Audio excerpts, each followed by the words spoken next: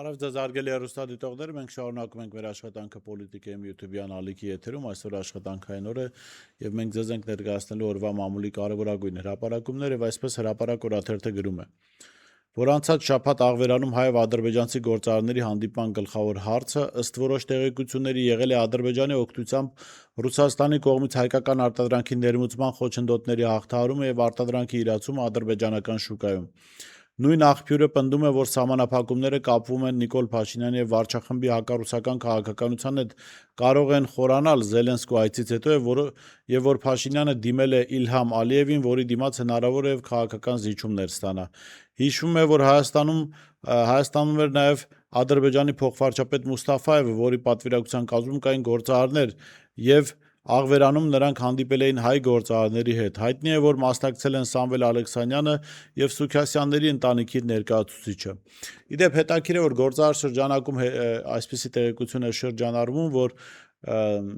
Ադրբեջանից էլ կամ Ադրբեջանի տարածքով էլ ամեն մեկին չի թույլատրվում ապրանքներ տեղափոխել Հայաստան, հատկապես երկաթգիծը օգտագործելով, այդ մենաշտորը տրված է Սամվել Ալեքսանյանին կամ ինչպես Նիկոլ Փաշինյանը խորհրդարանում կասեր Լֆիկ Սամոյին եւ այստեղ էլ հոդս է ցնդում այն քարոզչական թեզը, որ իշխանությունները անդադ տանում են, այն է, որ մենաշտորները վերջապես կոտրված են, հիմա ով ինչ բիզնեսով կուզի կզբաղվի։ Այս գործընթացը, որը տարվում է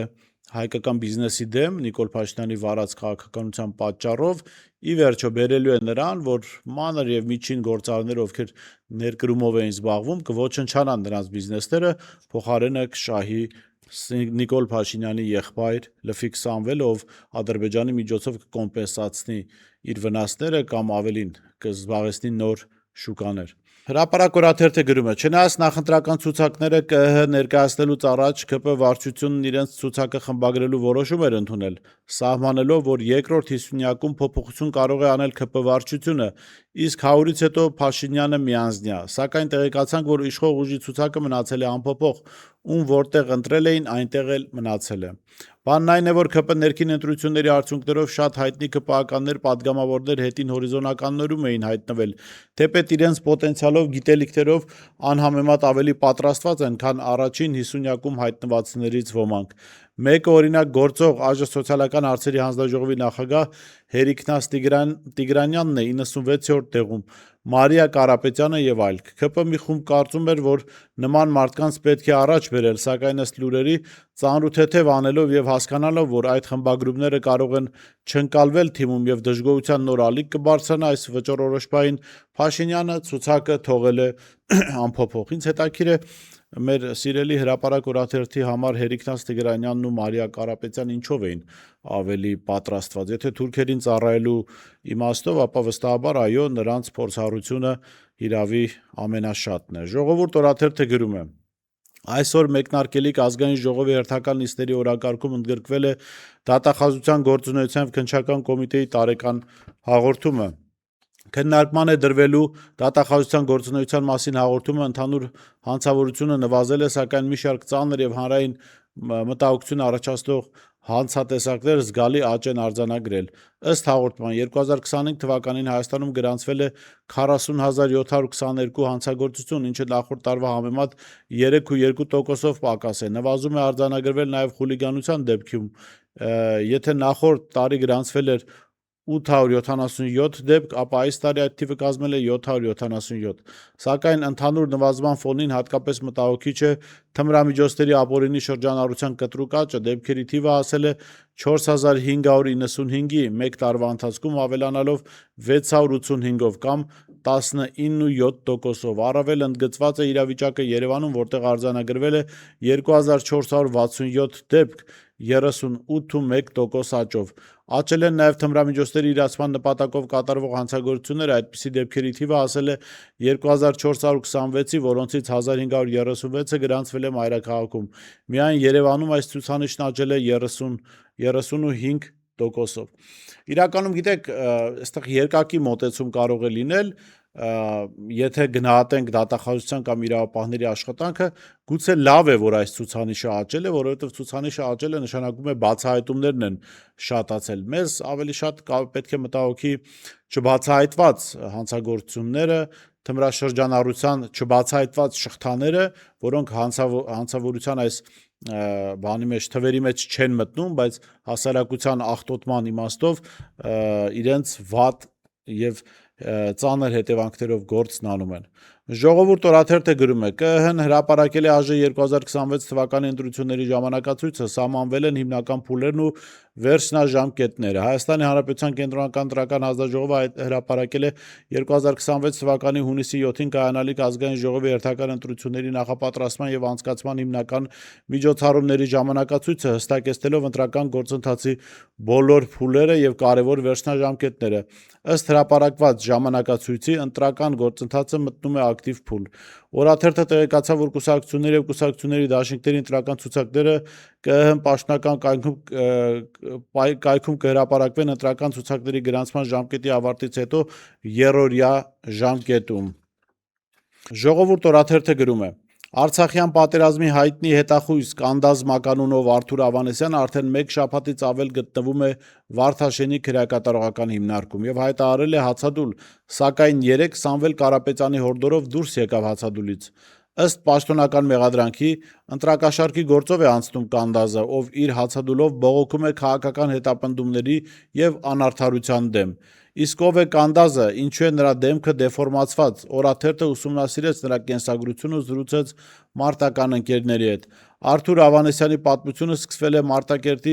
Մաղավուզ գյուղում, որտեղ նա երազում էր դառնալ ֆուտբոլիստ։ Զինվորական ծառայության մասին չի մտածել։ 1986 թվականին սպորտային կրթություն ստանալու նպատակով Մաղավուզից տեղափոխվել է Մոսկվա եւ ընդունվել սպորտային ուսումնարաններից մեկը։ Սակայն 88 թվականի Արցախյան շարժումը փոխեց նրա կյանքի ուղին։ Նա թողեց Մոսկվայի սպորտային կրթությունը եւ վերադարձավ Արցախ մասնակցելու ինքնապաշտպանական մարտերին։ Հրապարակ օրաթերթը գրում է.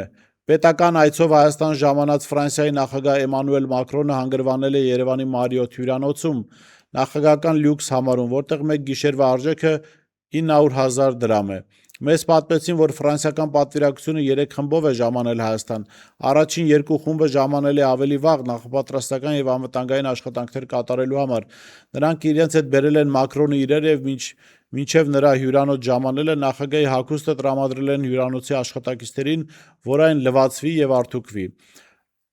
Բայց մեր աղբյուրն ասաց, որ Մակրոնի հագուստը Մարիոթի լվացկատանը չեն լվացել, այլ աշխատակիցները տարել են պրոֆեսիոնալ մաքրման, տեղում սպասել են մինչև ավարտեն աշխատանքը ու հետ են բերել հյուրանոց, որպեսզի այցի ժամանակ ամեն ինչ պատրաստ լինի։ Մարիոթում ուժեղացված հսկողություն է իրականացվում, անգամ լրացուցիչ տեսախցիկներ են տեղադրվել։ Բարձրաստիճան հյուրերի մյուս մասը տեղափոխվել է Ալեքսանդր եւ Golden Palace հյուրանոց։ Գիտեք, իրականում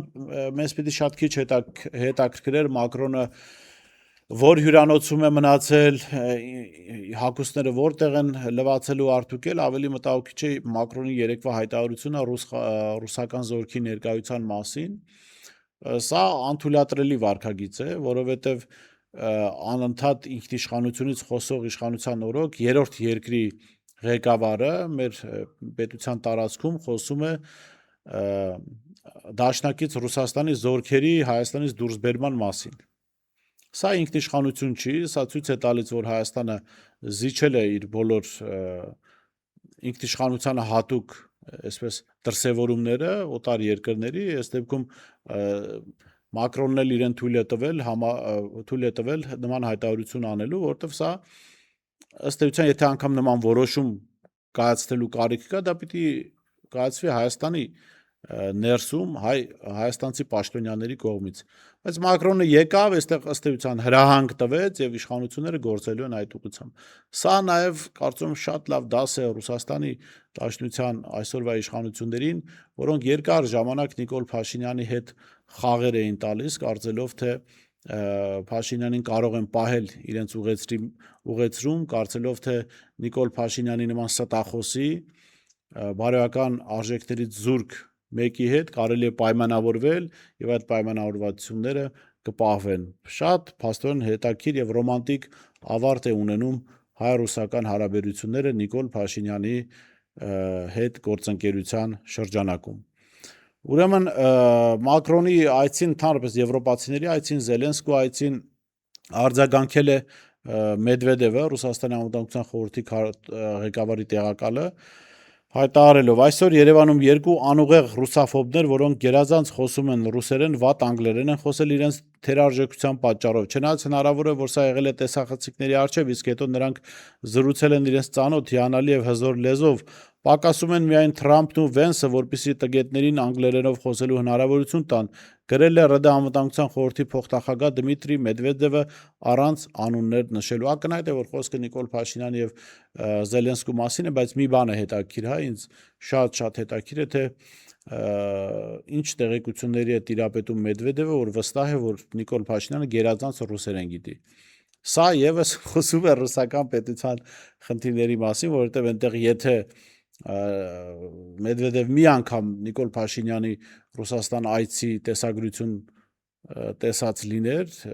այդ այցին հետևած լիներ, ակնհայտ էր, որ Նիկոլ Փաշինյանը մեղմ ասած գերազանց ռուսերեն չգիտի։ Դե Զելենսկու մասին խոսք չկա, ինքը ռուսական միջավայրի մարդ էր։ Այսօր այսքանը, կհանդիպենք վաղը։ Հետևիր սրտիդ ձայնին, այն քեզ ուզում է տանել անհայտ հեռուներ, վայելիր աշխարհի չքնաղ քաղաքներն ու արևոտ լողափերը նոր զգացողություններով, նոր համերով։ 2026-ը թող լինի հույսերի, մոտիվացիայի, նպատակների իրագործման տարի։ Եվ հիշեք, ամեն ինչ սկսվում է մեկ որոշումից։ Նոր տարին գալիս է նոր հնարավորություններով ու արկածներով։ Քո հաջորդ արկածը մեկ թռիչքի հեռավորության վրա է։